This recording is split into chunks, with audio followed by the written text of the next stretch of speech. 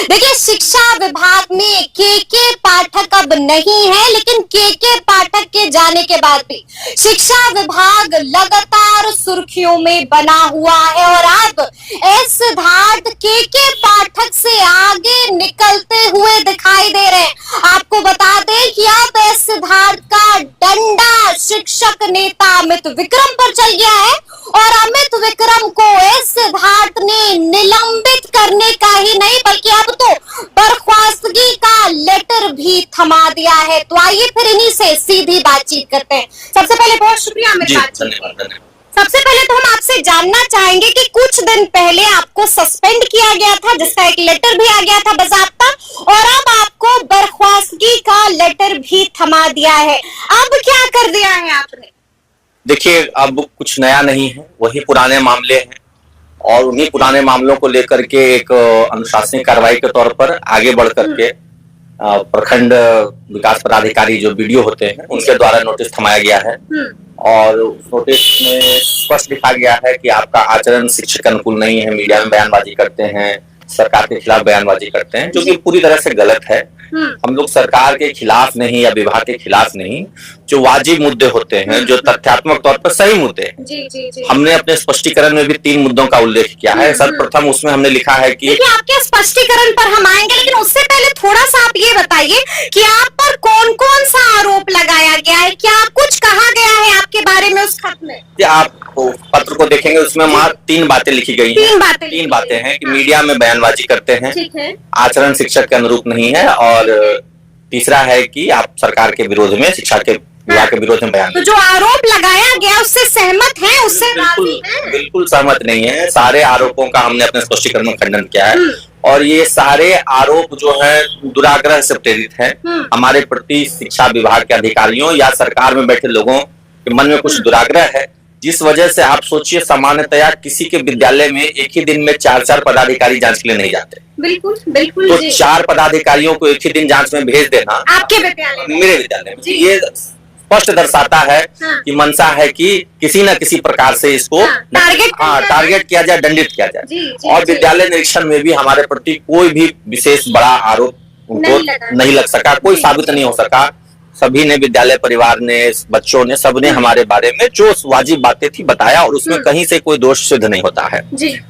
एक आरोप के तौर पे उन्होंने लिख दिया कि विद्यालय में बहुत ज्यादा छुट्टियां लेते हैं। छुट्टियां जब हमारी हैं, जनवरी महीने में मैं निलंबित रहा, फरवरी में मैंने पितृत्व अवकाश लिया, मार्च में अर्जित अवकाश लिया और विधिवत स्वीकृत अवकाश है। 15 दिन 20 दिन का जो भी अवकाश हमने लिया है स्वीकृत करा के लिया, निलंबित रहा। तो आपके पूर्व में जब आंदोलन चल रहा था उस समय के कार्रवाई का वो नतीजा था, तो सब चीज तो विधिवत स्वीकृत है।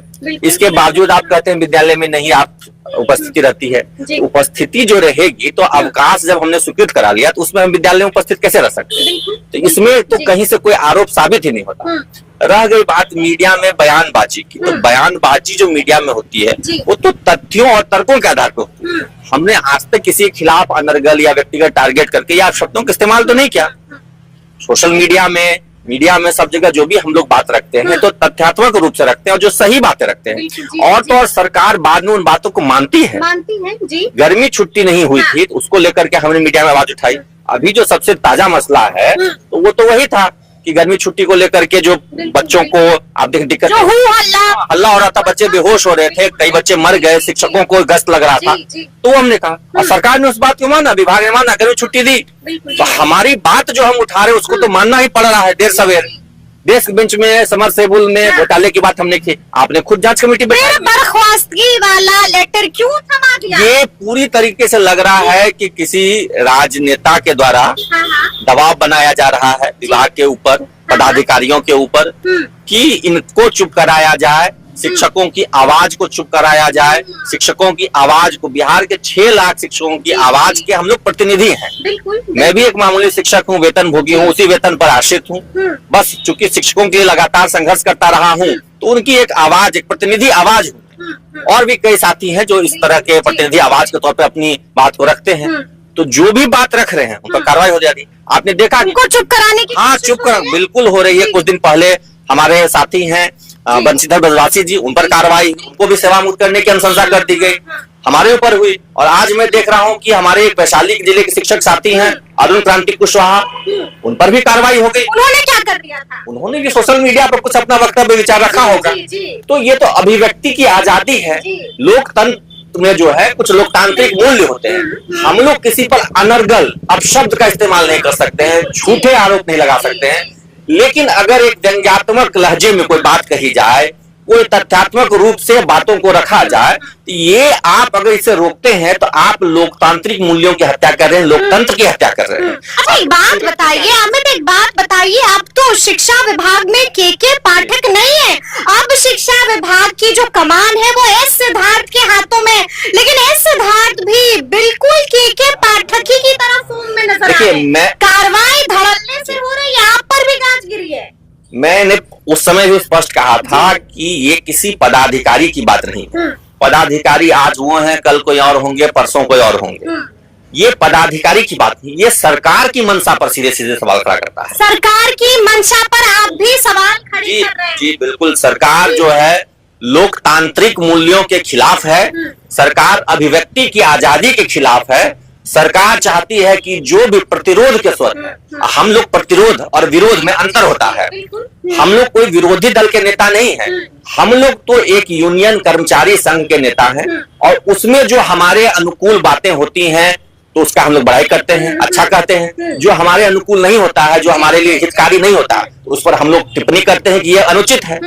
तो इस तरह की जो आवाजें हैं लोकतांत्रिक व्यवस्था में, डिसेंट वॉइसेस का बहुत महत्वपूर्ण रोल होता है, यूनियंस का बहुत महत्वपूर्ण रोल होता है। यूनियंस को सरकार मान्यता देती है, यूनियंस को एक प्लेटफॉर्म दिया जाता है बातचीत के लिए। यहाँ बातचीत के बदले लोकतांत्रिक मूल्यों की, अभिव्यक्ति की आजादी की और कर्मचारियों के अधिकारों की सबकी हत्या हो रही है। और ये कोशिश है सबको चुप कराने की कि हम जो मन चाहे वो करें। आप देखें ना, 4 महीने से शिक्षक सक्षमता परीक्षा पास करके बैठे हैं, उनकी पोस्टिंग आप नहीं कर रहे हैं, उनको राजकर्मी का दर्जा नहीं दे रहे। पहले का परीक्षा दीजिए तब देंगे, अब परीक्षा दे दिया तब 4 महीने से बैठे हैं, पोस्टिंग इंतजार में आप दे नहीं रहे हैं। लेकिन हम आपसे एक बात ये भी जानना चाहते हैं कि जब एक के पाठक शिक्षा विभाग के एसीएस थे, लेकिन उस वक्त जब कोई आदेश निकलता था तो खूब हू हल्ला होता था, लेकिन अब एस सिद्धार्थ का डंडा चला है हमें, तो आप कुछ कह नहीं रहे। मैं अभी भी कह रहा हूँ, देखिए उस वक्त भी वो पदाधिकारी की बात नहीं थी।